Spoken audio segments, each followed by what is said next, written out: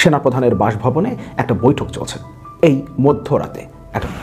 প্রিয় দর্শক, নিঃসন্দেহে খুবই গুরুত্বপূর্ণ সংবাদ। সেনা সদরের যে বৈঠকের দিকে 18 কোটি মানুষ তাকিয়েছিলেন, সরকারও নিঃসন্দেহে একটা উদ্বেগের মধ্যে ছিল যে এই বৈঠক থেকে কোনো বিশেষ কোনো সিদ্ধান্ত আসতে যাচ্ছে কিনা। ঠিক সেই ধরনের কিছু সিদ্ধান্ত সেনা সদরের বুধবারের বৈঠকে গ্রহণ করা হয়েছে। জেনারেল ওয়াকারুজ্জামান যেটা বলেছেন সেটা হচ্ছে এরকম একটা জিনিসে যারা স্টেক হোল্ডার তাদের মতামত নেওয়া উচিত ছিল। দর্শক, গভীর রাতে সেনাপ্রধান ওয়াকারুজ্জামান ও বাংলাদেশের 40 জন জেনারেল একসাথে বৈঠকে বসেছেন। ওয়াকারুজ্জামান কেন হঠাৎ করে এই জেনারেলদের নিয়ে বৈঠক করেছেন, এ নিয়ে গোপন তথ্য ফাঁস হয়েছে। আপনাদেরকে দেখাবো, তাহলে কি বিপদে পড়তে যাচ্ছেন ডক্টর ইউনূস? দর্শক, না টেনে পুরো ভিডিওটি দেখবেন, কি কি সিদ্ধান্ত নিয়েছে সেনাপ্রধান দেখতে পারবেন এই ভিডিওতে। একটি লাইক করে ভিডিওটি শেষ পর্যন্ত দেখতে থাকুন। প্রিয় দর্শক, নিঃসন্দেহে খুবই গুরুত্বপূর্ণ সংবাদ যে বিষয়গুলো আপনাদের সামনে উপস্থাপন করতে যাচ্ছি। সেনা সদরের যে বৈঠকের দিকে 18 কোটি মানুষ তাকিয়েছিলেন, সরকারও নিঃসন্দেহে একটা উদ্বেগের মধ্যে ছিল যে এই বৈঠক থেকে কোনো বিশেষ কোনো সিদ্ধান্ত আসতে যাচ্ছে কিনা।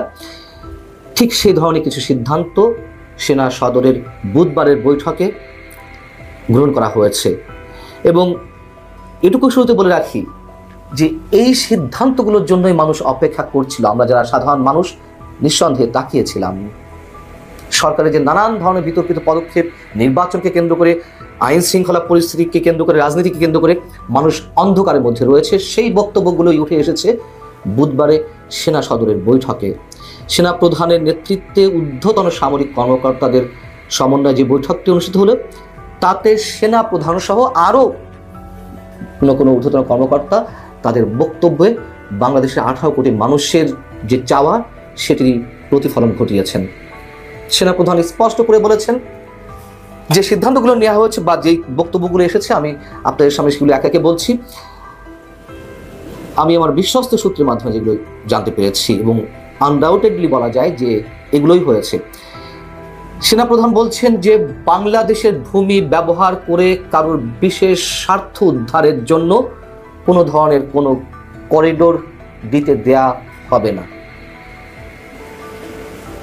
এ ধরনের কথা তিনি বলেছেন যে জাতিকে অন্ধকারে রেখে বা রাষ্ট্র পরিচালনায় যে অক্সিলিয়ারি ফোর্সগুলো রয়েছে, গুরুত্বপূর্ণ স্টেক হোল্ডার হিসেবে যারা রয়েছেন, রাষ্ট্রীয় বিভিন্ন সংস্থা বা সেনাবাহিনীর মতন যেই বাহিনীগুলো, তাদেরকে অন্ধকারে রেখে সরকার বিভিন্ন ধরনের সিদ্ধান্ত নিচ্ছে।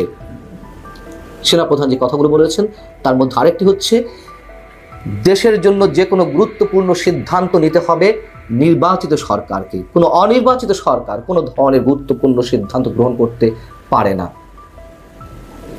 এবং নির্বাচন বিষয় যেটি বলা হয়েছে, বরাবরই তিনি যেটি বলে আসছেন, সবসময় তিনি তার কথাতে অবিচল আছেন। তিনি বলেছেন যে অবশ্যই 2025-এর ডিসেম্বরের মধ্যে নির্বাচন হতে হবে। সেখানে উপস্থিত ঊর্ধ্বতন এক সামরিক কর্মকর্তা, একজন কমান্ডিং অফিসার, এই মন্তব্যও করেছেন যে আমাদের যে মহান মুক্তিযুদ্ধ এবং আমাদের জাতীয় গৌরবকে আর কাউকে এতটুকু স্পর্শ করতে দেওয়া হবে না। খুবই টাচি একটা বক্তব্য। মব সন্ত্রাস সম্পর্কেও সেখানে বলা হয়েছে, সিদ্ধান্ত নেওয়া হয়েছে আর কোনো ধরনের মব সন্ত্রাসকে প্রশ্রয় দেবে না সেনাবাহিনী। সেখানে যারা উপস্থিত ছিলেন সামরিক কর্মকর্তারা, তারা সবাই এক বাক্যে সেনা প্রধানের সব ধরনের বক্তব্য এবং সিদ্ধান্তের প্রতি তারা একাত্মতা প্রকাশ করেছেন এবং তারা এই মন্তব্য করেছেন যে তারা সেনা প্রধানের যে কোনো নির্দেশের অপেক্ষায় আছেন। সেনা প্রধানের যে কোনো নির্দেশ দেশের স্বার্থে, সমাজের স্বার্থে, মানুষের স্বার্থে তারা যে কোনো কিছু করতে প্রস্তুত। প্রিয় দর্শক, নিশ্চয়ই আমরা প্রত্যেকেই সেনাবাহিনীর এই যে অবস্থান, সেই অবস্থানের জন্য অপেক্ষায় ছিলাম। সেনাবাহিনী কেন, যে কোনো বাহিনী বা সরকারের যে কোনো কম্পোনেন্ট অথবা সরকারের এই ধরনের আচরণের জন্যই তো মানুষ বসে আছে। যে একটা গণঅভ্যুত্থান হলো, সেই গণঅভ্যুত্থানের চাওয়া তো এগুলোই ছিল। এবং সংস্কার বলে যেগুলো ঘটনা হচ্ছে, যে টাইম পাস করা হচ্ছে, এগুলো মানুষের সামনে একেবারে স্পষ্ট হয়ে গেছে, কোনো সংস্কার হবে না। এগুলো মূলা ঝুলিয়ে রাখা হয়েছে মানুষের সামনে। মব সন্ত্রাস কেন সেনাবাহিনী বন্ধ করতে পারছে না, বিশেষ কোনো ব্যবস্থা নিতে পারছে না? কেন আমাদের মুক্তিযুদ্ধের উপরে একের পর এক যে আঘাত আসছে, মুক্তিযুদ্ধের স্মৃতিচিহ্নগুলো যে ধ্বংস করা হচ্ছে, প্রত্যক্ষ এবং পরোক্ষ কোনো কোনো বিশেষ গোষ্ঠীর সহযোগিতায়, সেগুলোর বিরুদ্ধে কেন সেনাবাহিনী কোনো অ্যাকশন নিচ্ছে না?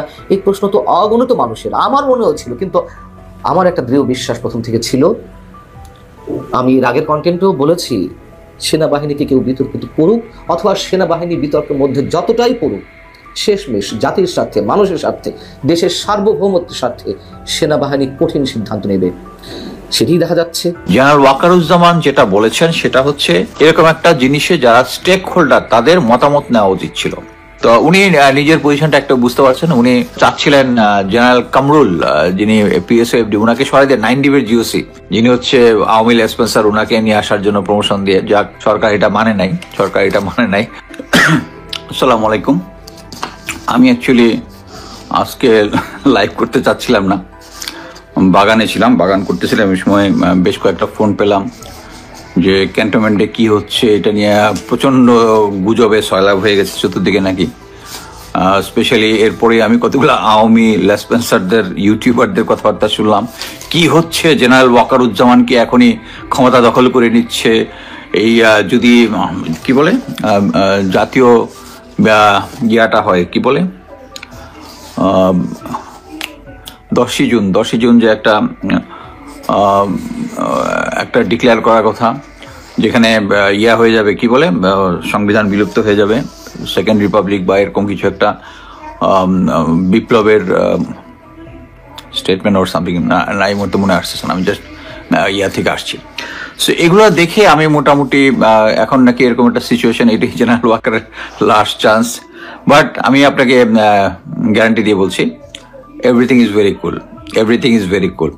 কেউ কোনো ক্ষমতা দখল করতে যাচ্ছে না, এরকম কোনো সিচুয়েশন নাই। আমি কয়েকজন সেনাপ্রধান ওয়াকারুজ্জামান যে 40 জন জেনারেলকে নিয়ে বৈঠক করেছে, সেই বৈঠকের পর কিন্তু অনেকেই বলেছে যে ক্ষমতা দখলে নেবে সেনাবাহিনী, কিন্তু সেটি কিছুতেই করবে না সেনাপ্রধান।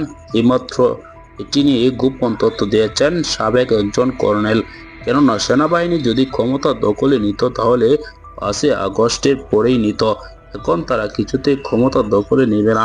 তারা দেশের বিভিন্ন বিষয় নিয়ে আলোচনা করেছেন। দেশকে সুন্দরভাবে পরিচালনা করার জন্য কিন্তু সেনাবাহিনী চেষ্টা চালিয়ে যাচ্ছেন। অনেকে বলছেন শাহাবুদ্দিন চুপ্পু পদত্যাগের সিদ্ধান্ত নিতে পারে সেনাপ্রধান। দর্শক, সেটি হতে পারে, কেননা শাহাবুদ্দিন চুপ্পুকে অনেকদিন যাবৎ ধরে দেখা যাচ্ছে না মিডিয়ার সামনে। এমনকি তিনি সাবেক রাষ্ট্রপতি আব্দুল হামিদকে পালাতে সাহায্য করেছে, সেটি কিন্তু সেনাবাহিনীর সূত্রেই সেই খবরটি প্রকাশ হয়েছে। দর্শক, সেনাবাহিনীর ভিতরে যে 626 জন আওয়ামী লীগ নেতা ছিল, সেটিকে পালাতে কারা সাহায্য করেছে সেটি নিয়েও কিন্তু সেনাবাহিনীর ভিতরে প্রশ্ন উঠছে।